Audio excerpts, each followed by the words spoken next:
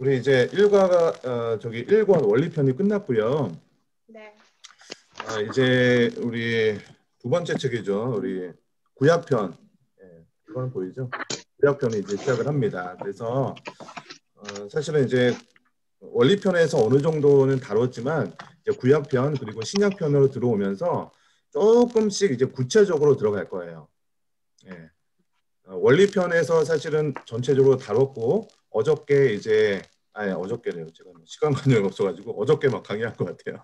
예, 지난주에 이제 전체적으로 성경 구성되는 부분들을 이렇게 좀 나눴지만 오늘도 바로 들어가기보다는 구약 전체에 대한 관통으로 시작합니다. 그래서 여러분 1과 구약 관통 구약편 성경 관통 구약편 1과를 보시면은 구약 전체 관통이라고 되어 있어요. 여러분 그 성경을 읽으실 때 여러분 좀 어떤 느낌을 받으세요? 성경을 딱 읽는다. 쉬운 느낌이 받으신다. 그러면은 동그라미 조금 어려운 느낌을 받으신다. 그러면 좀 X 이렇게 좀 펴보세요. 네, 말씀을 다 하실 수 없으니까. 나는 성경을 딱 읽으면 너무 쉽다. 네, 동그라미. 나는 좀 성경을 읽으면 조금 너무 어렵게 다가온다. X. 네, 어떠십니까? 한번 표현을 좀 해주세요. 네, 어떠십니까? 네, 좀 X가 한 두 분, 세 분, 예, 표현을 안 하시는 분은 뭐, 네, 어떤 겁니까? 뭐 쉽기도 하고 어려운 부분도 있고 쉬운 부분도 있다. 뭐 이런 것 같기도 합니다. 제가 나름대로 그냥 해석을 하겠습니다. 여러분 그런데 우리가 성경을 이렇게 하나님 나라의 관점으로 제가 이제 백성 땅 주권의 개념으로 이렇게 관점으로 보다 보면 성경 전체의 내용들이 이렇게 쉽게 다가오게 되고요. 그런 부분들로 이렇게 보이기 시작할 거예요. 1페이지 처음 페이지 보시면은 구약 전체 관통이라고 되어 있는데 예수님의 제자들은 구약 성경을 읽으며 메시아를 고대했고 구약 성경을 통해 예수님을 메시아로 확신했다. 만약 구약 성경이 없었다면 예수님을 믿고 그의 죽음과 부활을 통한 구원을 이해할 수 없었을 것이다. 이렇게 얘기하고 있는데 자, 만약에 구약 성경이 없었다면 예수님을 믿고 그의 죽음과 부활을 통한 구원을 이해할 수 없었을 것이다. 이렇게 하면서 우리가 이제 성경에 대해서 이렇게 들어갈 텐데 구약 성경은 이제 크게 저희가 지난주에도 잠깐 했지만 네 부분으로 나누어지게 됩니다. 여러분 기억하시죠? 구약 성경이 네 부분으로 나눠지는데 어떻게 나눠졌죠? 크게는 처음에는 모세오경 그리고 역사서 그다음에 시가서 그다음에 선지서 이렇게 네 부분으로 크게 나눠집니다. 그래서 뭐 제가 지난주에는 이제 다섯 부분으로 나눠진다라고 했을 때는 이게 선지서가 대선지서와 소선지서로 이렇게 한번 나눠졌었죠. 그러나 이제 크게 보면은 선지서라고 이야기할 수 있습니다. 그래서 모세오경, 역사서, 시가서, 선지서 이렇게 네 부분으로 나눠지게 되는 것이죠. 그래서 하나님 나라 관점으로 구약 성경을 네 부분으로 개관하면서 우리는 하나님의 계획을 이해하게 될 것이다.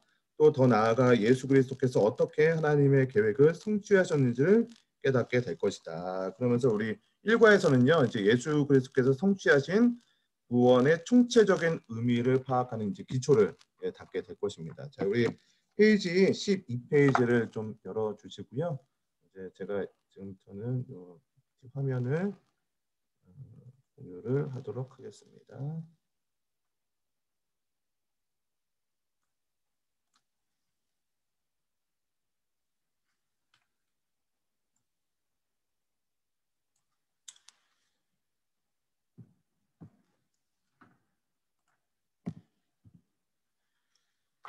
자, 우리 하나님 나라 관점으로 구약 성경을 보면 여기 이 부분 우리 그래도 권민아 집사님 마이크를 켜지고 그 부분 한 번만 좀 읽어주세요. 제 교재 12페이지 처음 부분.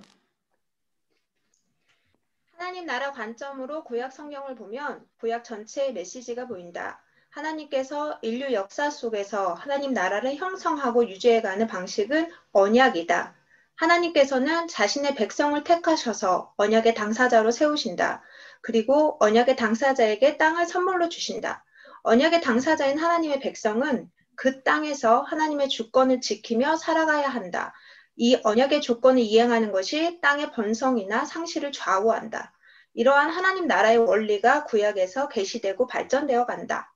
네, 지금 이 그림 뭐 보신 그림이겠지만 사실은 이 그림만 잘 이해를 하셔도 성경의 커다란 부분들 이렇게 다 이해할 수 있습니다.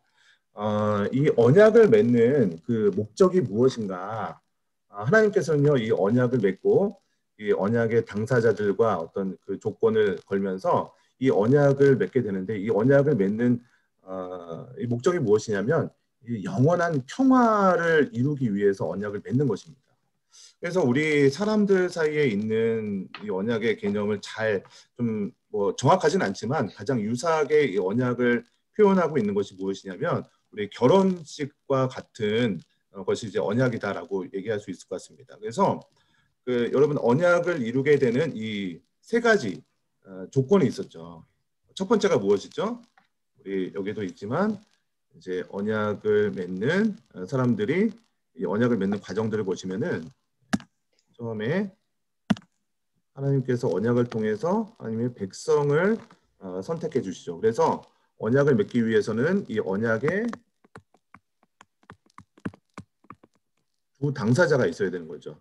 그래서 그 세상의 이제 결혼 같은 경우는 세상의 결혼과 하나님과의 언약의 차이점이 있다면 세상의 결혼식 같은 경우는 서로 쌍방 간의 어떤 대등한 어떤 관계 속에서 언약이 맺어집니다.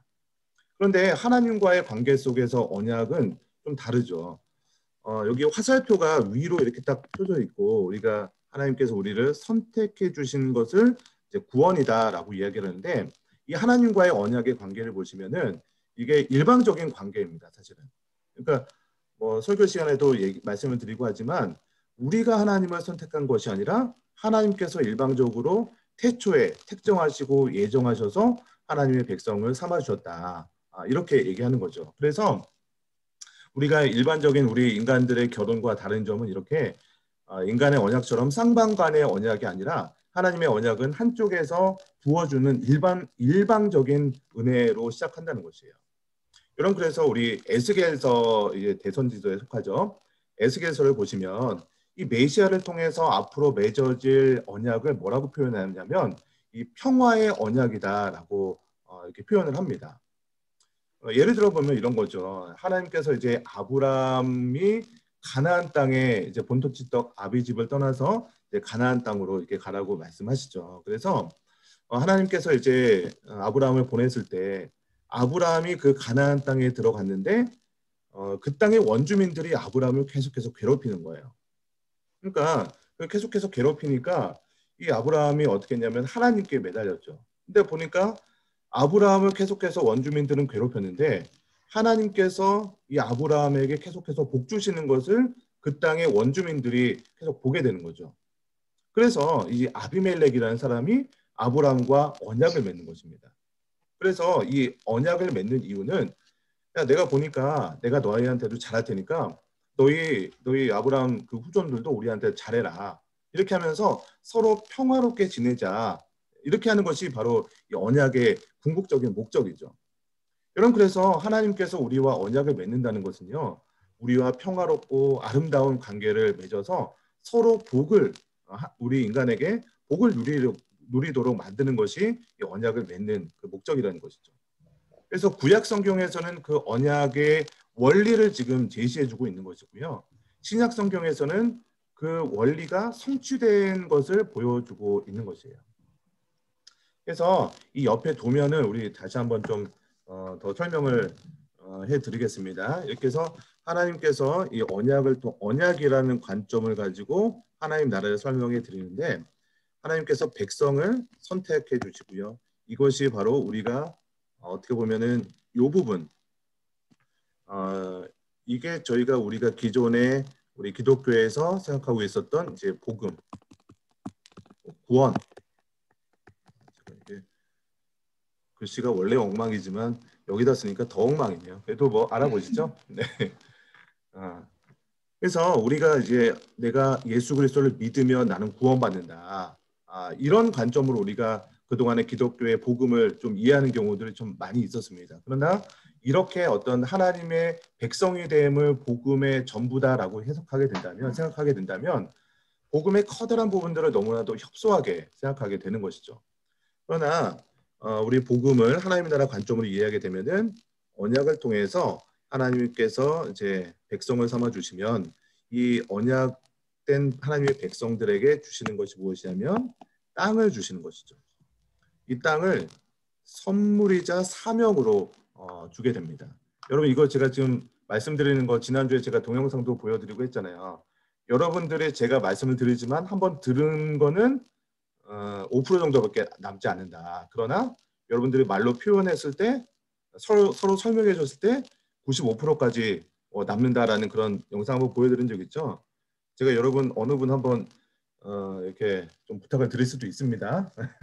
그러니까 긴장을 하시고 여러분들 들을 때는 않는 것 같아도 여러분들이 직접 표현해 보는 것도 굉장히 중요해요, 사실은. 그래서 여러분들이 한번 설명할 수 있는 그 상황이 된다라고 이렇게 생각하시고 이렇게 좀 들으셨으면 좋겠습니다. 그래서 하나님의 백성들에게 이 땅을 선물이자 사명으로 이렇게 주시게 되는 것이죠. 왜 선물이자 사명으로 주신다 이렇게 두 가지로 말씀을 드리냐면 백성들에게 그냥 일방적으로 주신 것이지만 그 선물을 가지고 그냥 나만 배부르게 하려고 이렇게 살아간다면 그것은 그 선물이 점점 작아지게 되는 것이죠. 그래서 하나님의 백성들에게 땅을 선물로 주셨지만 그 땅에서 정말로 하나님께서 나의 삶의 주인이라는 것을 인정하고 하나님의 통치 가운데 살아갈 때는 이 땅이 어떻게 되죠? 점점 확장이 되게 되죠. 그러나 하나님의 주권을 인정하지 않을 때는 땅이 점점 축소가 되는 그런 일들을 구약 성경에도 계속 보게 되는 것이죠. 근데 그 선물이라는 것이 이게 땅이라는 부분들을요, 우리가 그냥 구약 성경에서는 그저 어떤 그 뭐라 그럴까 지역적인 조건에서 뭐 가나안 땅 뭐 이런 보여지는 그런 땅으로만 생각할 수 있지만 신약 시대에 넘어와서 뭐 저와 여러분으로 이해를 한다면 이 땅에 대한 개념이 여러분 자신으로 생각할 수도 있습니다, 사실은. 그러니까 여러분에게 주어진 어떤 달란트들 그리고 여러분에게 주어진 어떤 시간 혹은 뭐 외모가 아름다운 분도 계실 것이고 어떤 물질이 많은 분들도 있을 것이고 여러분에게 더 주어진 것들이 있잖아요. 그런 것들이 여러분의 선물로 주어진 것입니다. 그렇지만 그 선물이라는 것이 그냥 그 선물을 가지고 예를 들어서 노래를 잘하는 분이 계세요. 우리 방비경 권사님 이렇게 이렇게 노래 참 잘하시잖아요. 그래서 그 노래를 가지고 만약에 그 박미경 권사님의 외모와 어떤 그 노래 실력을 가지고 어떤 가수로서 요즘에 트로트 막 이렇게 유행하기도 하는데 트로트 가수로서 이렇게 막 본인을 위해서만 이렇게 썼다. 그러면 이 땅에 대한 개념이 내가 배불리고 내가 잘 되고 이런 관점으로 간다면 하나님께서 기뻐하시는 인생을 살지 못하게 되는 것이죠. 그러나 어떻습니까? 제가 듣기로는 이 베델 찬양단이 정말 이렇게 굉장히 오랜 시간 동안 헌신을 하셨고 그 아름다운 목소리와 시간과 여러 가지 물질 뭐 악기들도 막 직접 구매하셔서 이렇게 유지해온 걸로 제가 들었는데 정말로 이렇게 헌신하시고 하시니까 우리 권사님 어떻습니까? 목소리가 점점 더 아름다워지는 것 같지 않습니까? 예, 내일 카페에서 뵙겠습니다, 권사님. 네. 이렇게 되는 거죠. 그러니까 물질을 우리한테 더 주실 때도 있잖아요. 물질이 더 있는데 내가 어떻게 하면 이 물질을 내가 더 내 배를 더 배부르게 할 것인가 이런 관점으로 쓰고 한다면 하나님께서 기뻐하시는 삶이 아닌 거죠. 그러나 그 물질을 가지고 내가 어떻게 하면 이 나에게 더 주신 물질을 가지고 하나님의 통치 가운데 하나님께서 기뻐하시는 일을 할까? 나한테 이 선물로 주셨지. 이거를 가지고 어떻게 더 잘 사용할까? 하나님의 영광을 위해서 어떻게 사용할까? 이렇게 나누고 베풀고 하다 보면요. 하나님께서 더 물질로 채워주시는 그런 경험을 하시게 될 것입니다. 여러분 그러니까 내가 잘 되려고 뭐 이렇게 하고 그런 게 필요가 없다는 거예요. 그러니까 정말로 이런 관점으로 우리가 땅에 대한 개념을 여러분에게 더 주신 것들, 선물로 더 주신 것들 이런 것들로 이렇게 생각하시게 되면은 정말로 하나님의 나라의 개념으로 우리가 해석을 할 수 있는 그런 사람이 될 것 같습니다. 그러니까 제일 중요한 것은 요 주권을 지키는 것이 제일 중요합니다. 왜냐하면 위에 있는 이 부분 백성이 되고 땅을 선물로 주시는 것은 우리의 인간의 영역이 아닌 거죠. 하나님께서 우리를 백성 삼아 주시는 건 하나님의 전적인 은혜였고, 하나님께서 우리 하나님의 백성들에게 이 땅을 선물이자 사명으로 주신 것은 그것도 하나님께서 거저 주신 것입니다. 그러나 이 땅이 잘 되고 이 땅이 어떻게 회복되느냐에 따라서는 이 주권에 순종하는지 아니면 순종이냐 불순종이냐에 따라서 이 땅이 확장되느냐 아니면 축소되느냐 이것이 결정이 되는 거예요. 그러니까 우리가 예전에 어떤 신학적인 관점으로 보면은 행위로 구원받냐 은혜로 구원받냐 좀 이런 걸 가지고 좀 논쟁이 있기도 하고, 야고보서를 보면 행위로 구원받아야 된다 이런 것 같기도 하고, 어떤 갈라디아서나 로마서를 보면 또 뭐 우리가 어떤 율법을 지킴으로 구원받는 것처럼 보이고, 이게 뭐가 맞는지 좀 헷갈리기도 합니다. 근데 이 하나님 나라 관점을 보게 되면 행위의 언약, 행위의 구원이냐 어떤 은혜의 구원이냐 이렇게 나눠지는 것이 아니에요. 하나님께서 우리를 백성 삼아 주신 것은 당연히 은혜죠. 하나님의 은혜죠. 그리고 우리가 뭐 그런 어떤 은혜로서 구원받았지만 우리가 죄를 짓거나 하나님의 기뻐하시는 뜻대로 살아가지 못하면 우리는 뭐 그러면 지옥 가냐 그런 거 많이 물어봐요. 제가 청소년 사역 한 10년 정도 하다 보니까 학생들이 이런 거 굉장히 질문 많이 하거든요. 목사님 저 이렇게 나쁜 짓도 하고 죄도 짓고 뭐 담배도 피고 했는데 저 지옥 가냐고 하나님 백성에서 끊어지냐 이런 말씀 이런 좀 질문을 많이 하기도 합니다. 여러분 그러나 우리가 하나님의 주인됨을 지키지 못하고 이렇게 좀 죄 가운데 살아간다고 해서 이 어떤 백성됨이 끊어지냐 안 끊어지냐 이 부분은 사실 아무도 모릅니다. 천국 가봐야 알 것 같아요. 왜냐하면 이 구원이라는 것도 하나님께서 전적인 은혜로 우리를 선택해 주신 것이 구원이듯이 하나님 나라에 들어가는 것조차도 정말로 하나님의 은혜가 아니면은 우리가 표현이 안 되는 거예요. 너무 지저분해서 좀 지울게요. 여러분 그래서 내가 어떤 뭐 죄를 지어서 구원받냐 뭐 어떻게 되느냐 이런 관점으로 우리가 신앙생활하는 것이 아니라 하나님의 백성이라면 반드시 이 하나님의 주권을 지키며 살아갈 때 내가 하나님의 백성이 뭐 천국 가냐 아니면 지옥 가냐 이것을 생각할 것이 아니라 이것은 하나님의 영역이라는 거예요. 그러니까 내가 이 하나님의 영역에 대해서 뭐 목사가 어떤 뭐 그런 판별하는 사람도 아니고 당신 보니까 죄를 많이 졌으니까 지옥 갈 것 같다 아니면 천국 갈 것 같다 이렇게 판별하는 사람도 아니잖아요. 그러니까 이 백성 되고 나중에 이제 완성될 하나님 나라에 들어가는 건 이것을 판별할 수 있는 건 우리의 영역이 아니기 때문에 우리는 그저 이 땅에서 하나님의 주인됨을 지키면서 살아갈 때 우리가 어떤 뭐 그 천국에 가느냐 아느냐 이것이 결정되는 것이 아니라 하나님께서는요 우리가 이 땅 가운데서 정말 하나님의 놀라운 축복을 누리면서 살아가게 되는 것이고 또 이 땅 가운데 하나님의 나라를 경험하면서 살아가게 되는 거예요. 그러한 우리가 하나님의 그 놀라운 주권을 통치에 순종하면서 살아가는 그 모습 그대로 만약에 우리가 그런 모습 가운데 예수님께서 재림하신다. 그러면 뭐 그 모습 그대로 이렇게 완성된 하나님 나라에 들어가는 거고 또 만약에 우리가 살아 생전에 하나님 그 예수님의 재림을 경험하지 못하고 또 이렇게 이 세상을 또 떠날 날이 올 수도 있잖아요. 그러면 그 있는 모습 그대로 하나님 나라에 들어가게 되는 거죠. 그러니까 우리가 뭐 구원받은 백성이 됐냐 안 됐냐 굉장히 우리 뭐 중요한 문제이기도 하지만 그래서 여러분 이 그림을 정말로 잘 이해하셨으면 좋겠어요. 그래서 이 그림을 이제 뭐 지금은 시간 관계상 이렇게 뭐 나누고 그러진 않겠지만 여러분 이것을 요 그림을 여러분 옆에다가 빈 페이지 많이 적어놨죠. 여기다가 제가 잠깐 한 시간을 드릴 테니까 여러분이 이해한 이 하나님의 나라의 개념으로 이 원리를 좀 여러분이 좀 정리를 한번 해보세요. 네, 이제 어느 정도 정리가 되신 것 같은데요.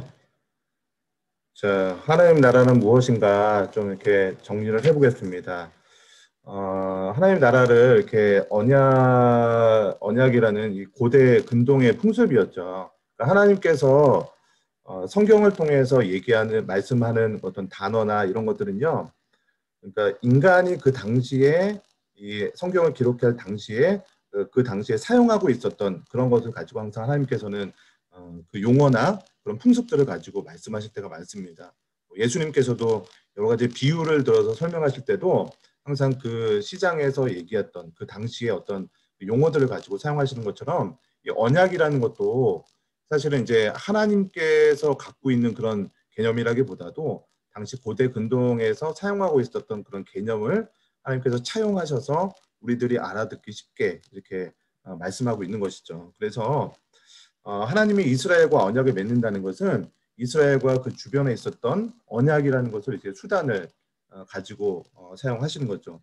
그러면 언약을 이루기 위해서는 세 가지 요소가 필요했죠. 첫 번째는 하나님께서 인간을 택하시는 것이고요.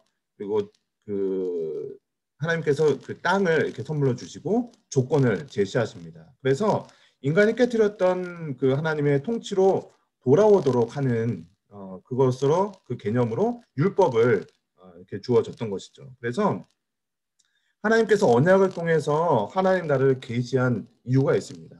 그것이 무엇이냐면 지금은 하나님을 반역하고 왜곡된 이 땅을 회복시키려고 하는 것이 이 언약을 주신 목적이라는 거예요. 그래서 여러분 우리가 예수님을 믿는다는 것 이게 무엇이냐? 우리가 하나님의 백성이 되어서 하나님의 통치 가운데 저와 여러분의 삶이 회복되는 것입니다. 여러분 그런데 이 회복에도 두 단계가 있습니다. 이 땅에서는 이 회복이 성취가 됩니다. 예수 그리스도의 오심으로 하나님 나라가 성취되는 것처럼 이 땅에서는 우리의 삶이 회복이 성취가 되지만 완성이 될 수는 없는 것이죠. 그래서 우리의 삶에 어떤 아직까지도 연약한 부분들이 아직 남아 있을 수밖에 없는 것이죠. 여러분 그래서 우리가 땅을 선물로 주시는 것은요 하나님이 창조한 세상을 다시 회복하는 거예요. 왜냐하면 그 아담과 하와 이후에 타락한 그 죄로 인해서 이 땅의 복이 상실한 그 땅에서 그 땅을 하나님의 복이 채워질 수 있도록 다시 회복시키는 것이 필요한 것이죠. 여러분 그래서 마찬가지로 제가 아까도 잠깐 말씀드렸지만 이 땅에는 여러분 자신도 이 땅에 포함이 되는 거예요. 그래서 여러분 자신도 하나님의 창조한 모습으로 회복되는 것이 굉장히 중요하십니다. 그래서 회복되는데 이게 이 땅에서는 우리가 완벽하게 회복은 안 되는 것이죠. 그래서 우리가 기도가 필요하게 되는 것입니다. 그럼 그래서 이것을 계시하는 이제 구약을 네 가지로 나눠지게 되는 건데요. 우리 한 페이지를 넘기시면 이제 모세오경 이 부분으로 나누게 됩니다. 자, 우리 14페이지죠. 하나님 나라 관점으로 구약 성경을 모세오경, 역사서, 시가서, 선지서로 이제 구분해 보라. 그리고 각 특징을 정리하며 전체적인 메시지를 이해하고 정리하면 좋다. 이렇게 되어 있습니다. 우리 한 분이 여기 지문을 읽어주시면 좋을 것 같은데요. 어떤 분이 한번 읽을까요? 우리 장정원 권사님 한번 읽어줄 수 있으세요? 교재 14페이지 박스 쳐 있는 부분 마이크를 켜시고요. 네, 핸드폰의 왼쪽에 네. 됐나요? 네, 됐습니다. 들리시나요? 네, 잘 들립니다. 모세오경에는 백성 땅 주권의 원리가 제시되고 있다. 에덴 동산에서 이 원리가 제시되고 하나님의 주권을 거부하여 땅을 상실했다. 하지만 하나님께서는 하나님 나라를 포기하지 않으신다. 여자의 후손이 뱀의 후손을 이기고 승리할 것을 예언하시고 실패한 아담과 하와에게 가죽옷을 입혀 살게 하셨다. 하나님께서는 셋의 후손을 통해 하나님 나라를 이어가시다가 아브라함을 부르시고 그의 후손들을 통해 다시 이 땅에 하나님 나라의 원리를 제시하신다. 이스라엘 민족을 백성으로 삼아 땅을 약속해 주시고 시내산에서 율법을 선포하게 하셨다. 네, 감사합니다. 자, 우리 다시 화면을 제가 좀 공유를 하겠습니다.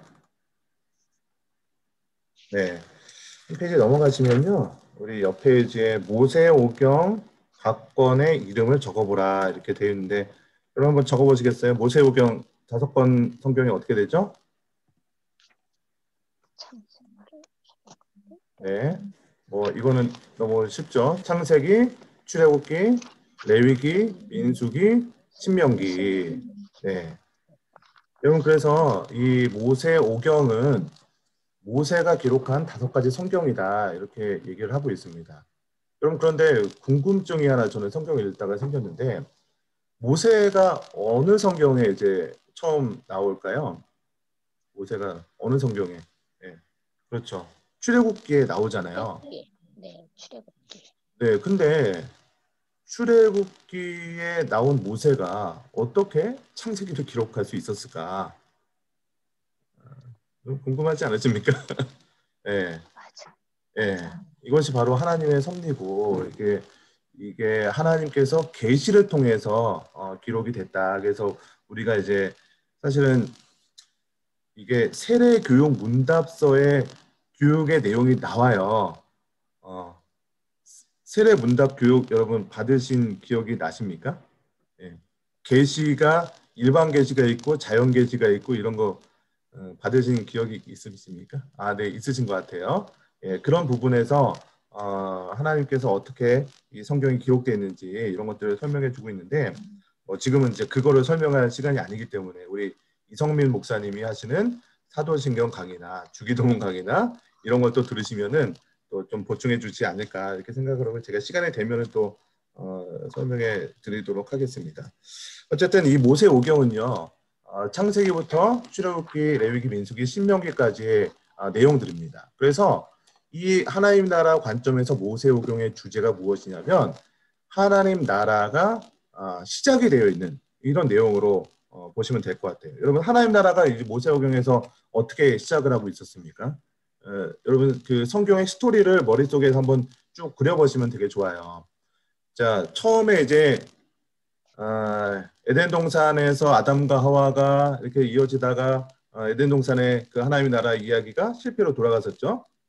자, 그러면서 에덴 동산에서 쫓겨나게 되고 그러면서 창세기 5장에 보면 아담의 족보가 쭉 나옵니다. 쭉쭉쭉쭉 나오고 뭐 저는 이제 그거를 앞자만 따서 아세데게마야 에무라노 세마셀레 벨리스 나베야 뭐 이런 식으로 외웠어요. 이게 무슨 갑자기 뭐 방언을 하죠. 그러니까 아담, 셋, 셋, 에노스 뭐 제가 갑자기 하려니까 생각이 안 나네요. 그러면서 앞자만 따서 막 이렇게 아담부터 20대 뭐 이런 거 외우고 막 그랬었는데 그 창세기 5장에 보면 그런 족보가 쭉 나와요. 그러면서 인구수가 쭉쭉쭉쭉 늘어나잖아요. 그러면서 사람들이 죄를 범하고 6장부터 시작해서 어떤 내용이 나오냐면은 노아의 홍수 얘기가 좀 나왔었습니다. 여러분 기억나시죠? 그러면서 노아의 홍수 이야기가 9장까지 이어지면서 드디어 이제 노아 홍수가 끝나면서 창세기 9장에서 그 뭐죠 무지개를 주시면서 내가 더 이상 다시는 물로 심판을 하지 않겠다 뭐 그런 얘기를 해주셨습니다. 그러고 나서 이렇게 점점 늘어나다가 창세기 11장에 가면 바벨탑 사건이 이어집니다. 여러분 그래서 1장부터 시작해서 11장까지가 어떻게 보면 성경 전체의 처음 이제 에덴 동산 이야기다. 제가 크게 이제 첫 번째 이야기를 그렇게 말씀드렸고 하나님 나라의 그런 이야기가 처음에는 실패로 돌아갔지만 이제는 그것으로 끝나는 것이 아니라 어떻게 됐습니까? 하나님께서 다시 백성을 선택하는 거죠. 그래서 하나님 나라의 시작이라고 제가 이 하나님 나라 관점에서 모세오경의 주제라고 말씀드린 것은 이 성경 전체를 통해서 지금 하나님 나라가 어떻게 만들어지고 있는지, 어떻게 시작되고 있는지 그것을 설명하는 성경이 바로 이 모세오경이라는 거예요. 여러분 그래서 창세기에서는요, 이제 아브라함을 통해서 이제 하나님 나라 백성이 점점 이루어지게 되죠. 그래서 아브라함, 이삭, 야곱을 통해서 그리고 야곱의 12자녀를 통해서 이스라엘 민족들이 점점 늘어나게 되죠. 그래서 야곱의 아들 중에 막내 아들이었던 요셉이 어떻게 됩니까? 형들에게 팔려가게 되죠. 예, 팔려가서 나중에는 애굽에 뭐가 됩니까? 총리가 되잖아요. 네. 그래서 이제 창세기의 마지막 부분은 이제 이스라엘 백성들, 그러니까 그 당시에는 야곱의 12아들이었죠. 12아들이 이제 애굽으로 가게 되는 그런 일들이 벌어지는 것이 창세기의 마지막입니다. 그러면서 야곱이 죽는 내용까지 이제 이어지게 되죠. 자, 출애굽기 1장에 가시면요. 근데 이제 갑자기 내용이 바뀝니다. 이제 요셉을 알지 못하는 시대가 되는 거예요. 그러니까 시간이 굉장히 많이 지난 거죠. 시간이 지나 보니까 요셉이 총리였을 때 그렇게 알던 사람들이 다 이제 없어지고 왕도 몇 번 바뀌고 성경을 보면 바로 왕에 대해서 나오잖아요. 근데 바로라는 사람이 사람 이름이 아니라 어떤 직함입니다. 뭐 대통령 뭐 이런 것처럼 왕의 그 어떤 직위를 바로라고 합니다. 그러니까 바로 왕이라고 해서 계속 똑같은 바로 왕이 계속 살고 있었던 것이 아니고 왕이 몇 번 바뀐 거예요. 뭐 역사적으로 보면 뭐 이렇게 몇 번 바뀝니다. 그래서 출애굽기에 나오는 바로는 요셉 시대의 그 바로 왕이 아닙니다. 그래서 여러분 그렇게 이해하시면 좋을 것 같고요. 그래서 그 바로 출애굽기 때의 바로 왕은요, 이스라엘 백성들을 노예로 엄청나게 부려먹었던 그런 바로 왕이었죠. 뭐 뭐 벽돌로 이렇게 피라미드 뭐 그런 것도 막 쌓았겠죠. 어떻게 보면은 그 당시에 그런 거에 엄청나게 노동력을 이렇게 투자하다가 드디어 출애굽기 2장에 보면은 모세가 출생하는 그런 내용이 나와요. 모세가 출생하게 되고 모세가 원래는 그 당시에 그 이스라엘 모든 남자들은 다 죽여라라고 이야기를 하지만 갈대 상자에 딱 보내주면서 어떻게 됩니까? 애굽의 그 바로 왕의 공주한테 발견돼서 이제 모세가 궁전에서 자라게 되잖아요. 그래서 모세의 인생을 세 부분으로 나눈다면 40년은 궁전에서 그리고 40년은 또 도망하다가 광야로 도망가게 되죠. 그리고 나머지 80세부터 이제 이스라엘의 지도자로 이야기가 하는 내용이 이제 출애굽기에 기록이 됩니다. 그래서 출애굽기 그 10장까지 11장까지의 내용은 무엇이냐면 이제 이스라엘 백성들을 인도해서 출애굽하는 내용. 그리고 출애굽기 12장, 13장 넘어가면서 이제 홍해를 건너죠. 홍해를 건너고 출애굽기 19장에 가면은 시내산에 오르게 됩니다. 시내산에서 주어진 것이 무엇이죠? 우리 율법이 주어지나요? 십계명 주어지잖아요. 그렇죠? 네, 십계명이 주어지면서 자, 이스라엘 민족은 이제 어느 정도 커졌잖아요. 우리 출애굽기 11장, 12장에 보면은 민족에 대해서 나온 그 사람들의 수가 뭐 벌써 200만 명 정도가 됩니다. 그러니까 굉장히 큰 민족으로 성장이 되게 된 거죠. 그래서 백성은 하나님께서 삼아 주셨어요. 백성으로 어느 정도 이렇게 규모를 만들어 주셨는데, 자, 이제 하나님의 나라를 구성하려면 하나님의 백성 그리고 땅 그리고 주권이 있어야 되잖아요. 백성은 이루어졌지만 아직은 그 땅은 주어지지 않은 상태죠. 그러니까 모세오경 당시에는 그 하나님께서 아브라함을 통해서 젖과 꿀이 흐르는 땅 가나안 땅을 주시겠다. 이 모세오경에서는요 아직은 그 약속의 형태로만 주어지는 것이 바로 이 땅에 대한 개념입니다. 그래서 모세오경은 이 하나님 나라의 시작이다라고 말씀을 드리는 거고요. 출애굽기 이제 뭐 30장 뭐 그 부분에 가면은 이제 성막을 어떻게 만드는지, 성막의 뭐그 장신구는 뭔지, 번제단은 어떻게 만드는지 제사를 드려야 되니까. 그래서 그런 어떤 성막과 어떤 그런 뭐 그런 물품들을 번제단이나 그런 것들을 만드는 내용이 출애굽기에 이어지죠. 여러분 성경 통독을 하다 보면 창세기는 재밌습니다. 그래서 창세기 부분은 이렇게 굉장히 쉽게 쭉 나가다가 이제 출애굽기 앞부분도 재밌어요. 이렇게 뭐 이게 이스라엘 백성들의 막 뭐 10가지 재앙을 통해서 하고 뭐 저기 뭐 홍해도 건너고 그러면 재밌다가 이제 출애굽기 한 25장, 26장 넘어가면서 그때부터 막 굉장히 어려워져요. 막 범 나오고 뭐 그런 내용 나오면 점점 힘들어지다가 레위기 가서 이제 나는 성경하고 안 맞아.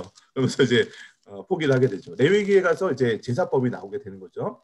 그래서 여러분 제가 이제 다음 주가 이제 모세오경 또 다시 한번 시작을 하거든요. 그때 이제 조금 더 자세히 나오겠지만 이 레위기에 가서는 제사법에 대해서 그리고 민수기는 말 그대로 백성들이 어떻게 이제 진 배치하는 그런 뭐 전쟁을 나가는 순서들까지가 주어집니다.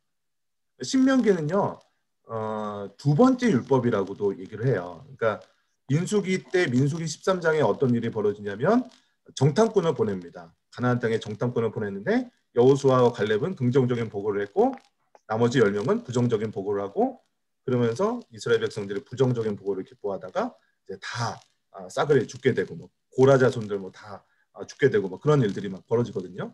그러면서 그때부터 민수기에서 계속 빙빙 도는 일들이 벌어지게 되는 겁니다. 그래서 이제 신명기까지 와서 다시 하나님께서 그 가나안 땅에 들어가기 전에 다시 주는 율법, 두 번째 율법이 바로 이 신명기가 되는 겁니다. 자, 이렇게 이제 되고요. 다시 화면을 좀 보시고요. 자, 그래서 이제 구약 성경의 가장 첫 권인 창세기는 하나님 나라의 시작의 관점에서 중요한 위치를 차지하는 거예요. 그래서 제가 창세기를 좀 더 이렇게 많이 말씀을 드렸고요. 자, 창세기가 우리에게 보여주는 메시지가 무엇인가? 무엇이냐면 이거는 좀 무시하시고요. 자, 창세기가 우리에게 주는 메시지는요. 우리에게 하나님 나라가 필요하다는 거예요. 하나님 나라가. 왜냐하면 그 창세기 제가 1장부터 11장까지의 내용을 처음에 좀 더 자세하게 말씀을 드렸었는데 원래 하나님께서 에덴 동산을 통해서 이 땅에 하나님 나라를 만드시려는 그런 계획 가운데 있었죠. 근데 그 계획이 그 선악과 명령을 이제 어기면서 그 계획이 숲으로 돌아가고 그 땅에 복이 상실하게 되었죠. 그러나 하나님께서는 그 하나님 나라 계획을 포기하지 않으시고 여자의 후손이 사탄의 권세를 깨뜨릴 것을 예언하고 또 셋의 후손을 통해서 나라를 이어가시고 아브라함을 부르시고 원리를 제시하는 그런 일들이 벌어지는데 그러니까 우리에게 이 창세기를 통해서 말씀해주고 있는 것은 우리에게 하나님 나라가 필요하다는 거예요. 그러면 하나님께서 주신 이 에덴 동산이 왜 상실되었습니까? 하나님께서 주신 그 율법을 상실했기 때문에 주권을 상실했기 때문에 세워진 이렇게 그 아름다운 땅이 상실하게 된 거잖아요. 그럼 그래서 그 창세기 앞부분 제가 이렇게 아까 노아의 홍수 얘기도 하고 바벨탑 예비를 하는 그 내용이 무엇이냐면 하나님의 주권을 거부한 이후에 이 땅의 모습이 어떠한지를 보여주고 있는 거예요.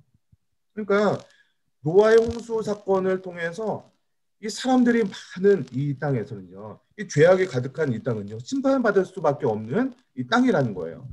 그러니까 우리에게 하나님의 나라가 필요하다는 것을 말씀해주고 있는 것이고, 그럼 바벨탑을 쌓잖아요. 이 바벨탑을 쌓는 과정도 보시면은 그 니무롯이라는 그런 어떤 기골이 장대한 왜 골리앗 나오잖아요. 그런 것처럼 그 창세기 때 니무롯이라는 그런 전사들이 나옵니다. 굉장히 어떤 육체적인 피지컬이 굉장히 좋은 사람들인데 이렇게 힘 있는 자들이 힘 없는 사람들을 고통스럽게 하고 권력을 잡고 이렇게 그 일을 시키는 그런 어떤 구조가 그때 당시에도 있었다는 거죠. 여러분 그리고 가인이 또 아벨을 죽이는 그런 일들이 이 창세기 앞부분 3장, 4장 그 부분에 나오잖아요. 그러니까 하나님께서 원래 창조하시려고 했던 그 하나님의 나라에서는 그런 일이 없었지만 주권을 거부하고 땅을 상실하고 복이 없어진 그 상태에서는 이런 어떤 힘의 논리가 작용하는 그런 세상이고 그리고 형이 동생을 죽이는 그런 어떤 세상에 살고 있고 죄악이 만연해서 심판받을 수밖에 없는 그런 세상이 바로 이 땅이라는 거예요. 그래서 하나님 나라가 필요하다는 것을 강조하는 것이 이 성경의 원리라는 것이에요.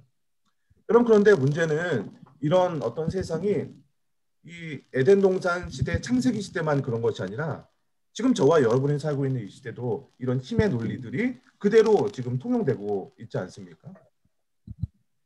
그럼 우리나라도 예전 한 100여 년 전만 하더라도 신분 제도가 있었던 그런 시대, 조선 시대 이런 데도 우리나라에도 그 상농과 그런 어떤 양반이 있었잖아요. 근데 여러분 지금은 이제 양반과 그런 어떤 신분 제도는 없어졌잖아요. 그러나 어떻게 보면은 그 신분 제도라는 그런 제도는 없어졌지만 돈 있는 사람들이 그냥 양반이 되고 어떤 그런 경제적으로도 남아있는 신분 제도가 우리 한국에 지금 남아있지 않나. 여러분 그래서 이 창세기를 통해서 이 모습이 바로 우리 현실이구나. 정말 우리도 하나님 나라가 필요하다라는 것을 이 창세기를 통해서 우리가 볼 수 있어야 될 것 같습니다. 나머지 창세기 12장부터 50장까지는 하나님의 백성을 선택하는 그런 일들이고 이 세상을 구원하시려고 하나님의 백성을 선택하셔서 이제 출애굽기 민수기까지 이어지게 되는 것이 이제 모세 오경의 이야기라고 할 수 있겠습니다. 자, 우리 페이지를 좀 넘기셔서요. 자, 우리 넘기기 전에 요거는 좀 정리하셔야겠네요. 교재 15페이지 밑에 모세 오경은 하나님 나라가 어떻게 시작되는지 보여준다. 하나님 나라 국민 영토 주권으로 정리해 보자. 네. 자, 어떻게 되죠? 국민은 모세오경에서 이스라엘 백성이었죠. 이스라엘 백성들은 곧 아브라함의 후손들이었죠. 그리고 가나안 땅이 약속의 형태로 주어지게 되었고요. 하나님의 율법을 지키는 것이 하나님의 주권을 지키는 것이었죠. 이게 시내산에서 주어진 율법이었습니다. 자, 이제 역사서로 좀 넘어가겠습니다. 자, 역사서 이 지문을 한번 좀 한 분이 읽어주시면 좋겠네요. 우리 책에 있는 부분을 정옥래 권사님 요 마이크를 켜시고 한번 그 박스 친 부분을 좀 읽어주세요. 역사서는 이스라엘 백성이 멸망하여 바벨론의 포로로 잡혀가기 전에 기록된 역사서 1과 포로 후기에 기록된 역사서 2로 나뉜다. 역사서 1은 이스라엘 역사 가운데 하나님 나라의 원리가 어떻게 적용되어 발전해 가고 있는지를 보여준다. 역사서 2는 멸망하여 소망을 잃어버린 하나님의 백성에게 하나님 나라는 여전히 유효하다는 말씀을 전한다. 네, 우리 역사서 제가 처음에 그 구약 성경을 네 부분으로 나눌 때 역사서를 그냥 하나로 이렇게 말씀드렸었잖아요. 근데 오늘 보니까 역사서가 역사서 1이 있고 역사서 2, 역사서 1과 2로 좀 나눠져 있다라고 좀 설명을 드렸습니다. 이게 왜 그러냐면은 이렇게 좀 기록된 어떤 뭐 시기도 좀 다르고요. 그리고 기록된 목적도 좀 다릅니다. 그래서 이 시기를 나누는 것은 어떤 시기로 나눠지냐면 역사서 1은 이스라엘 백성들이 포로로 끌려가기 전에 있었던 그런 내용들입니다. 그러니까 포로 전기의 내용들이 역사서 1이라면 포로로 끌려간 이후에 기록된 역사서들이 역사서 2로 이야기를 합니다. 그럼 그래서 역사서 1과 역사서 2의 내용들을 보면요. 약간 그 뉘앙스가 좀 달라요. 그러니까 뭐냐면은 포로로 끌려갔다는 것, 그러니까 이렇게 생각하시면 좋을 것 같아요. 어떤 진짜로 잘못해서 어떤 큰 일을 나기 전에는요, 뭐 부모님들이 자녀들한테 너 이렇게 하면 혼난다. 그러면서 죄도 막 이렇게 얘기하고 또 이거 잘못했지 막 그러면서 혼내기도 하고 이렇게 좀 지적을 하잖아요. 그러니까 포로 전기에는요, 이스라엘 백성들의 역사 가운데 선한 일도 기록하지만 잘못된 일도 이렇게 같이 기록하는 것을 보게 됩니다. 그럼 그래서 역사서 1에서는요, 이런 일들이 다 기록이 되지만 예를 들면은 이런 거예요.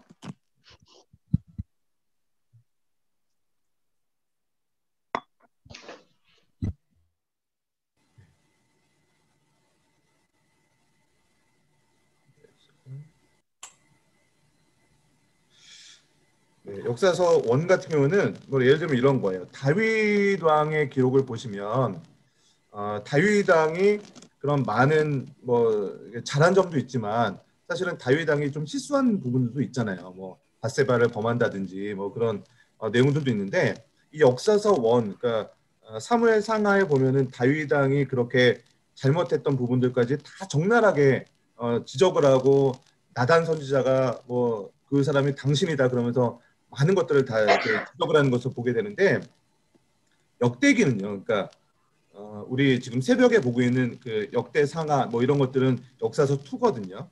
그러니까 포로로 끌려간 이후에 기록된 성경들이 바로 이 역대기입니다. 네.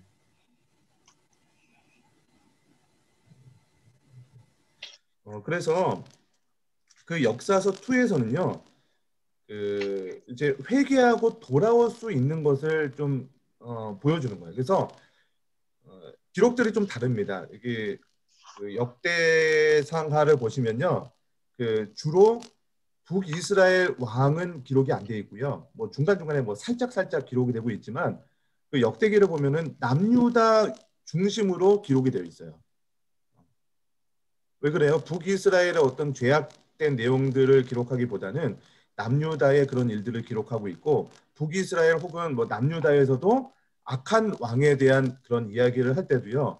뭐 예를 들어서 므낫세 왕이 선한 왕일까요? 악한 왕일까요? 느낌적으로 므낫세 그러면 악한 왕으로 이렇게 알고 있잖아요.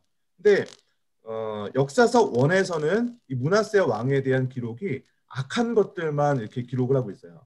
근데 역대기를 보면요. 나중에 이제 뭐 역대기를 보다가 므낫세 왕에 대한 기록을 보게 되면요. 므낫세 왕이 잘한 점도 기록을 하고 있어요.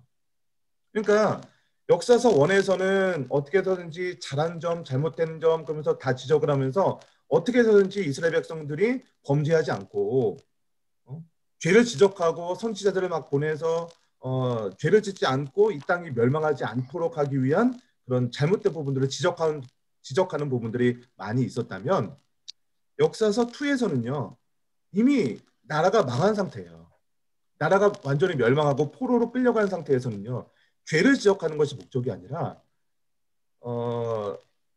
너희들이 그러니까 지금 뭐 바벨론, 아수르 그리고 페르시아에 끌려가 있는 그 이스라엘 백성들에게 너희들이 하나님께 회복하면 회개하면 다시 돌아올 수 있다. 예수를 그 하나님을 통해서 회복될 수 있다. 이런 어떤 회복의 메시지를 주고 있는 것이 역사서 2에서 기록이 되고 있다는 것이에요. 여러분 그래서 이 박스에서 설명하고 있는 부분들이 바로 그러한 부분들이었습니다. 자, 우리 그러면은 교재 16페이지에 보시면은 역사서 각 권의 이름들을 한번 쭉 기록을 한번 해보십시오. 역사서.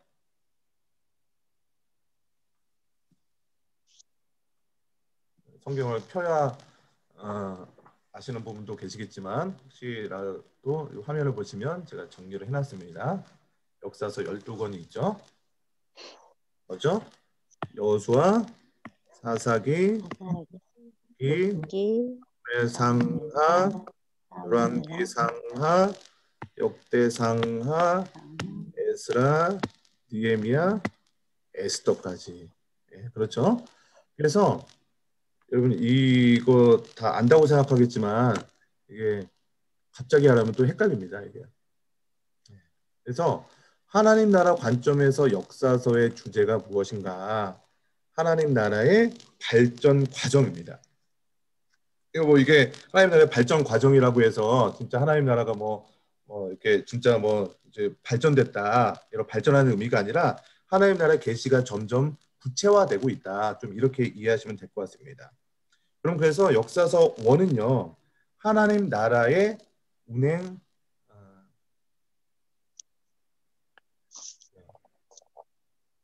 우리 옆에 페이지인가요 이제? 네. 네. 16페이지 맨 밑에네요. 역사서는 두 부분으로 나눌 수 있는데 역사서 1은 여호수아부터 열왕기 하까지인데 이 부분의 메시지는 무엇인가? 이스라엘 역사 가운데 하나님 나라의 원리가 정말 어떻게 적용되는지를 보여주는 거예요. 그러니까 하나님 나라의 원리가 무엇이었습니까? 하나님 나라의 백성이 하나님의 주신 땅에서 그 주권에 순종하면 그 땅이 확장되고 불순종하면 그 땅이 축소되는 것이 하나님 나라의 축복의 원리였잖아요. 정말로 그 이스라엘 역사 속에서 이 하나님의 원리가 정말로 그렇게 적용됐는지를 보여주고 있는 것. 이런 것들이 바로 역사서 1에서 기록되고 있는 부분입니다. 자, 그러면 우리 한 페이지 넘겨서 17페이지 교재를 보시면 자, 역사서 1을 하나님 나라 관점에서 흥망성쇠로 표현할 수 있다. 여호수아, 사사기, 룻기, 사무엘 상하, 열왕기 상하를 흥망성쇠로 한번 정리를 한번 해보십시오. 그러니까 언제 흥했고 언제 좀 망했고 이런 것들 있잖아요. 자, 여러분 여호수아는 어떤 시대였습니까? 흥했던 시기입니까? 망했던 시기입니까? 네, 흥했던 시기죠. 네, 그리고 망했던 시기 언제입니까? 사사기 시대. 그러니까 사사기랑 룻기가 같은 시대였죠. 자, 성했던 시대. 사무엘서 때. 사무엘 선지자 그리고 다윗 뭐 이런 사람들이 그때 나오잖아요. 그러니까 굉장히 성했던 시대였죠. 그리고 열왕기 시대가 가면서 이제 솔로몬 때까지는 뭐 흥했던 시기지만 솔로몬 이후에 이 땅이 점점 쇠퇴하게 되는 거죠. 자, 우리 역사서 2는 역대기 상부터 에스더서까지인데요. 이 부분의 메시지는요. 아까도 제가 잠깐 말씀드렸지만 멸망하여 소망을 잃어버린 하나님의 백성들에게 하나님 나라는 여전히 유효하다. 이런 말씀을 전하는 내용이 역사서 2에서 기록하고 있는 겁니다. 자, 그러니까 우리가 하나님 나라의 은혜로 여전히 우리의 회복이 존재한다는 것이에요. 그럼 그래서 그 역대하 14장 7절 역대하 7장 14절 말씀을 보시면은 여러분 잘 아는 말씀일 거예요. 제가 좀 읽어드릴게요. 내 이름으로 일컫는 내 백성이 그들의 악한 길에서 떠나 스스로 낮추고 기도하여 내 얼굴을 찾으면 내가 하늘에서 듣고 그들의 죄를 사하고 그들의 땅을 고칠지라. 그럼 이게 그 솔로몬이 그 성전 봉헌식 때 했던 그런 기도의 내용이기도 하거든요. 우리가 죄악을 저지를지라도 하나님, 우리가 성전을 향해서 기도하면 하나님 회복시켜 주십시오. 이런 기도가 역사서 2에 나오는 것이에요. 그럼 어쩌면 지금 우리 한국 교회에 필요한 그런 부분들이 이 역대하 7장 14절의 내용이 아닐까 좀 생각을 해보게 됩니다. 어떻게 보면 참 예배가 참 드리기 힘든 그런 세상 가운데 살아가고 있는데, 그럼에도 불구하고 우리가 해야 될 것이 무엇이냐면 성전을 향해서 회개하며 정말로 눈물로 기도해야 되는 그 눈물의 기도가 필요한 것이죠. 여러분, 그래서 지금 이렇게 참 인원이 제한이 돼서 참 힘든 상황 가운데 있지만, 그럼에도 불구하고 우리가 기도하고 정말로 하나님의 말씀을 이렇게 공부하고 묵상하고, 여러분 성경도 읽고 계시죠? 네, 고민의 집사님 읽고 계시죠? 네, 끄덕여 보세요. 네, 가우뚱 하는 거는 네, 읽겠습니다. 이렇게 하는 거죠? 네, 네, 감사합니다. 하나님의 말씀을 묵상하고 이렇게 하는 것이 얼마나 소중한지 모르겠습니다. 시가서로 좀 넘어가겠습니다. 네, 뭐 여기 좀 정리해야 되니까 이것만 정리하고요. 자, 17페이지 밑에 보시면은 역사서 각본은 하나님의 나라의 회복의 관점에서 어떤 이야기인지 정리해 보자. 역대기서는 다윗 왕이 보존된다는 거예요. 그러니까 하나님의 나라가 없어지는 것이 아니라 여전히 보존되고 유지되는 것을 이야기하는 것이죠. 자, 에스라는요, 성전이 재건이 되는 것을 이야기하고 있습니다. 성전이 재건하고, 느헤미야서는 뭐가 재건되는 겁니까? 성벽이 재건되는 거예요. 그러니까 에스라는요, 성전이 재건이 되는 겁니다. 성전이 재건되고, 그다음에 마지막 에스라서는요, 하나님 나라의 백성이 그럼 이 백성이 보존되는 부분은 어디서 보존되고 있냐면 이 페르시아에서 보존되고 있는 거예요. 페르시아에서 그 땅 가운데 그 하나님 나라 백성이 보존되고 있는 그런 부분들을 이렇게 말씀드리겠습니다. 우리 시가서로 좀 넘어가겠습니다. 우리 시가서랑 이제 선지서가 남았는데요. 우리 시가서 이 지문을 한 분이 좀 또 읽어주셨으면 좋겠는데요. 우리 김희자 권사님 혹시 여기 마이크 켜고 시가서 우리 18페이지에 나와 있는 이 박스 부분을 좀 읽어줄 수 있으시겠어요? 김희자 권사님. 네. 시가서는 전체적으로 하나님 나라 백성으로 살아간다. 이스라엘 백성에게 주어진 지혜의 결과물이다. 욥기는 의인의 고난을 소재로 하여 인간 지혜의 한계를 보여준다. 시편은 인생의 모든 분야에서 겪는 하나님 나라 백성의 경험을 소재로 하여 신앙의 고백을 전해준다. 잠언은 그러한 경험들의 결과물로서 지혜의 본질과 지혜로운 삶의 실제를 기록한다. 전도서는 지혜의 결과로서 인간 만사에 대한 가치 판단의 기준을 헛된 시브리어로 헬멧을 말하며 안개 또는 수증기라는 뜻이다. 라는 단어로 요약하면서 세상 모든 것보다 가치 있는 하나님을 전하는 아가는 지혜서의 마무리이다. 결국 성숙한 지혜의 끝은 사랑이다. 하나님과 인간 사이의 사랑이며 인간과 인간 사이의 사랑이다. 이것이 결국 율법의 요약이다. 네, 감사합니다. 우리 시가서가 몇 권으로 되어 있죠? 5권으로 되어 있잖아요. 시가서 몇 권인지 각 권의 이름을 거기다 한번 좀 기록을 해 보시면 좋겠습니다.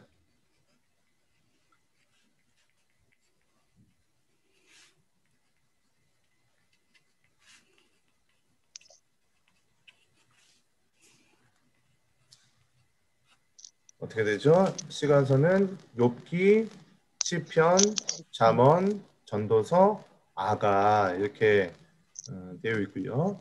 하나님 나라 관점에서 시가서의 전체의 주제는 무엇이냐면 우리 하나님 나라 백성의 경험과 지혜 이렇게 말씀드릴 수 있을 것 같습니다.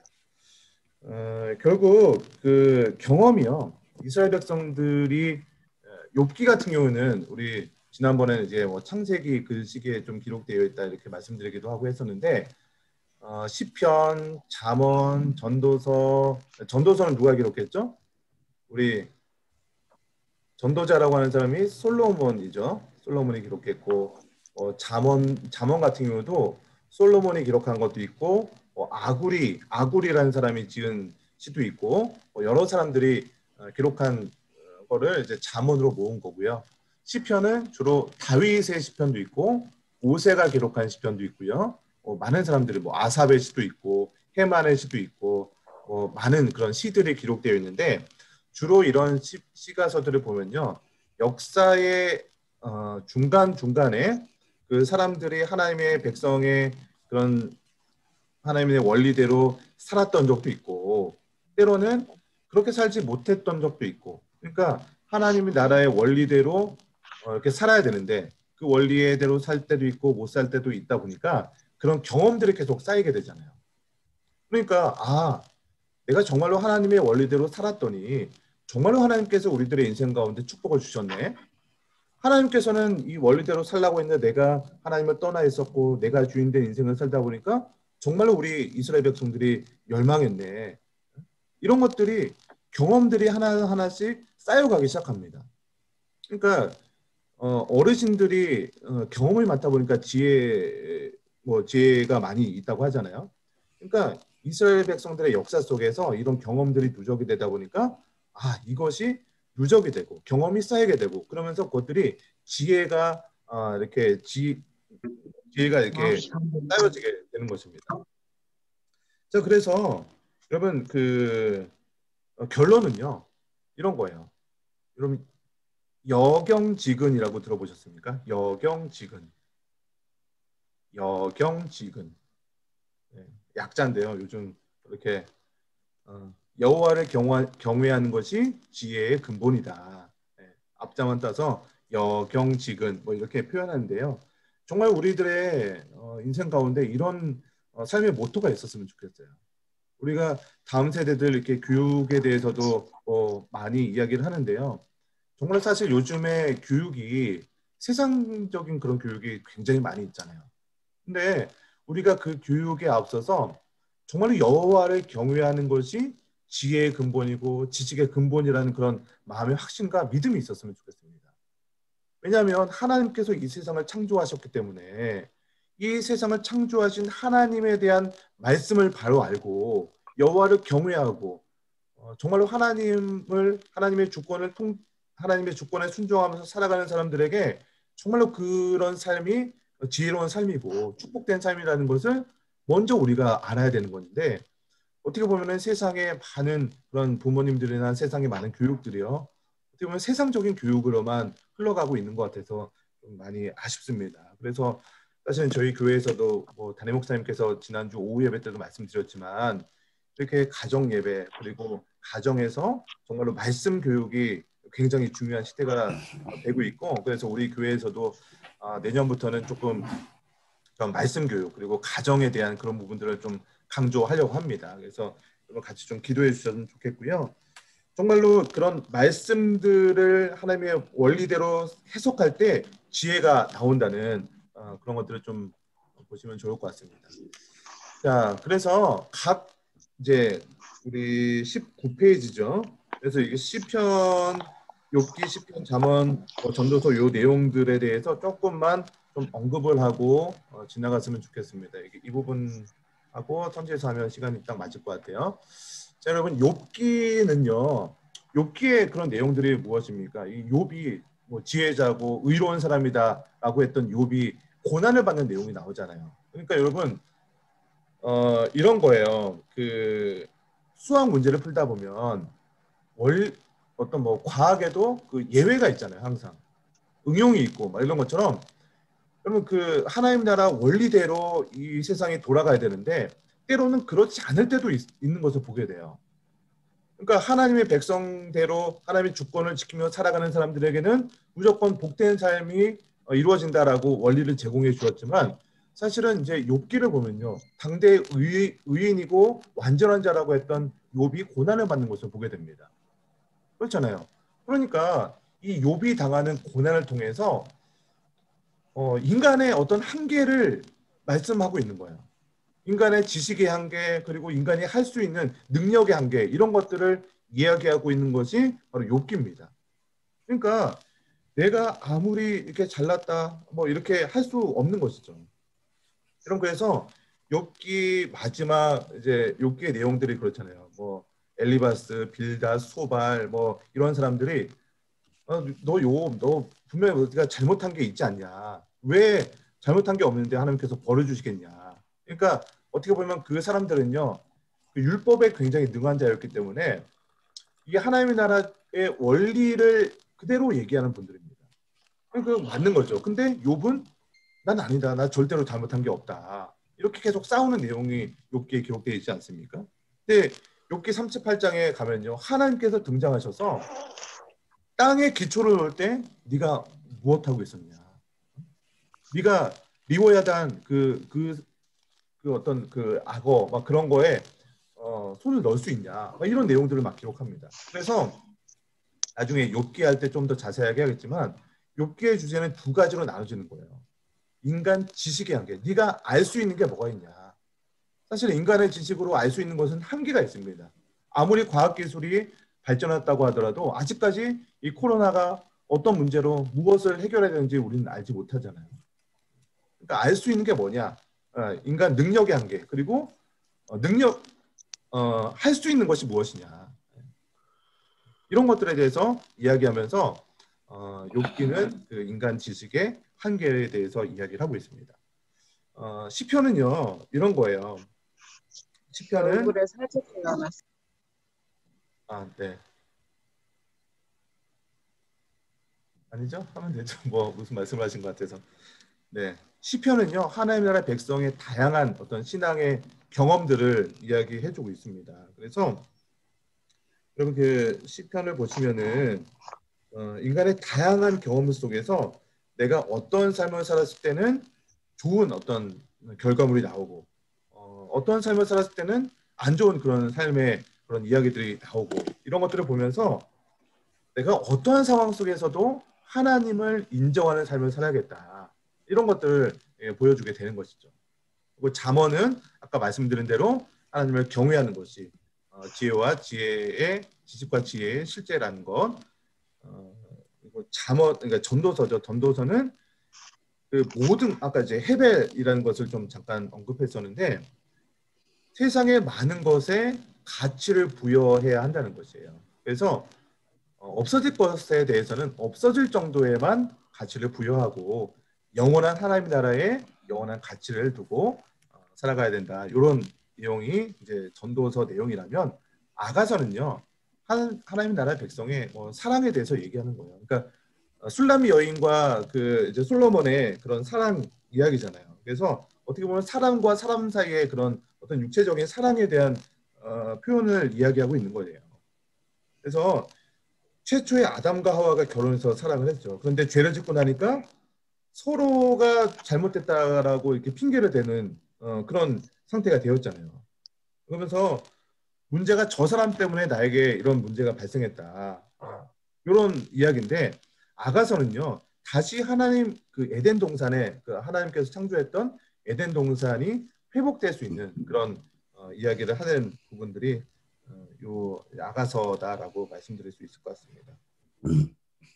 자, 우리 마지막 우리 선지서인데요. 네. 선지서는 우리 대선지서와 소선지서로 이렇게 구분될 수 있습니다. 그래서 대선지서, 우리 소선지서 한번씩만 눈으로 한번 봐주세요. 이거 시간이 없기 때문에 시간을 드리기는 좀 힘들 것 같고요. 자, 우리 대선지서에 보시면은 이사야, 예레미야, 그다음에 에스겔, 다니엘까지 들어갑니다. 근데 사실 다니엘은 선지자라기보다는 그 당시의 정치 관료였죠. 근데 그런 정치인이기도 하지만 하나님 나라의 비전을 계시받았던 사람이고 선지자로서 굉장히 중요한 인물들로 이렇게 인정을 받고 있습니다. 그러면 소선지서가 이제 12권이 있는데요. 호세아부터 말라기까지의 성경인데 이 소선지서는요, 사실 하나의 책으로 좀 취급을 받았던 그런 책들이기도 합니다. 그래서 분량도 조금씩 작기도 하고 좀 그런 부분들이 있습니다. 그래서 이 하나님 나라 관점에서 선지서의 주제가 무엇인가 봤더니 하나님 나라의 백성의 실패 그리고 새 언약을 계속해서 강조하고 있는 거예요. 그러니까 선지자들의 역할이 뭐예요? 죄를 지적하는 거거든요. 이스라엘 백성들의 왕들이 잘못했을 때 이 왕의 그런 죄가 무엇이다 적나라하게 지적을 하고, 아까 제가 다윗의 그런 죄를 나단 선지자가 지적했다는 거 이렇게 말씀드렸듯이 하나님 나라 백성이 실패한 것들을 지적하는 거예요. 그래서 이스라엘 백성들이 다시 죄를 짓지 않을 수 있도록 이렇게 계속해서 선지서를 읽다 보면 굉장히 마음이 좀 어려워질 때가 있어요. 저희가 이제 매일 성경 본문 가지고 쭉 이렇게 설교를 준비하다 보면 사실 선지서가 나올 때 설교자는 굉장히 힘듭니다. 아마 그 설교를 들으시는 분들도 좀 힘드시겠지만 어떻게 보면은 그 선지서의 주제가 계속해서 죄를 지적하는 거거든요. 그러다 보니까 굉장히 선지서가 좀 죄를 지적하는 내용만 있을 것으로 이렇게 생각할 수 있겠지만 선지서의 내용들을 보면요, 절반 정도는 그런 죄를 지적하는 내용이 나옵니다. 근데 이 죄를 지적하는 부분도 반 정도는 이스라엘 백성들의 죄를 지적하기도 하지만 이스라엘 백성들뿐만 아니라 이방인들의 죄를 지적하는 내용들도 굉장히 많이 나옵니다. 이런 어떤 죄를 지적하는 부분들이 이렇게 절반 정도 나온다면 또 그 이후에는요, 새 언약의 어떤 희망적인 내용들을 계속해서 이야기하는 것이 선지서의 내용입니다. 그러니까 지금 너희가 이렇게 멸망하고 실패할 것이다. 근데 이 메시아가 오셔서 너희의 능력으로는 하나님 나라를 이룰 수 없지만 메시아가 올 것이다. 이 메시아에 대한 그 소망을 계속해서 불어넣는 것이 선지자들의 역할이라는 거예요. 그래서 이 하나님 나라를 이 메시아를 통해 성취될 것인데 그 성취될 하나님의 나라를 이사야는요, 새 하늘과 새 땅이라고 표현을 하고 있는 것이고요. 아모스 선지자는 다윗의 장막이 회복될 것이다. 뭐 이런 이야기를 하고요. 에스겔은 새 성전으로 표현하기도 하고 예레미야는 새 언약을 맺을 것이다. 그리고 이런 것들이 용어는 다 다르지만 모두가 다 하나님 나라의 회복을 이야기하고 있는 것입니다. 자, 그래서 이렇게 이제 선지서에 대해서는 좀 간략하게 정리를 하고요. 맨 마지막 페이지 그 부분에 이제 그림만 좀 정리하고 이제 오늘 시간은 마무리해야 될 것 같습니다. 자, 이게 좀 마무리 정리하시면서요. 지금까지 모세오경, 역사서, 시가서, 선지서를 하나님 나라 관점으로 크게 이렇게 좀 다뤄봤습니다. 이것을 마지막으로 이렇게 도표로 정리하면 좋을 것 같은데요. 자, 이 하나님의 나라가 모세오경은 어떤 것을 제시하고 있냐면 하나님 나라의 원리를 제시하고 있는 것이죠. 그리고 역사서는 그 원리가 어떻게 적용되고 있는지를 이야기하고 있는 것이 역사서였습니다. 역사서는 아까 제가 말씀드렸듯이 역사서 1과 역사서 2로 이렇게 좀 나눠져 있었죠. 그리고 시가서는 그 원리를 적용해 어떻게 결과가 나왔는지 이것을 표현해주고 있는 성경이라면 선지서는 이제 평가 그리고 미래에 대한 이야기를 하고 있는 것이죠. 그러니까 이스라엘 백성들, 또 열방들이 어떻게 평가받았는지, 죄를 지었는지, 그리고 미래에 새 언약을 그리고 메시아에 대한 소망을 기록하고 있는 것이 바로 선지서의 내용이었습니다. 여러분 이렇게 성경을요 이렇게 하나님 나라 관점으로 보게 되면은 전체적으로 어떤 느낌으로 기록되어 있는 것을 우리가 알게 되는 거예요. 그래서 제가 처음에 오늘 성경을 읽을 때 어떤 느낌이 드십니까? 어려운 느낌이 드십니까? 아니면 좀 이렇게 쉽게 받아들이게 되십니까? 이렇게 여쭤봤었는데 이런 어떤 전체적으로 구약을 이해하게 되시면은 지금 이게 하나님 나라의 원리를 설명하고 있는 거구나. 이게 지금 적용이구나. 시가서는 결과구나. 지금 어떤 평가를 내리고 있구나. 선지서를 통해서 이런 것들을 좀 경험하게 될 것 같습니다.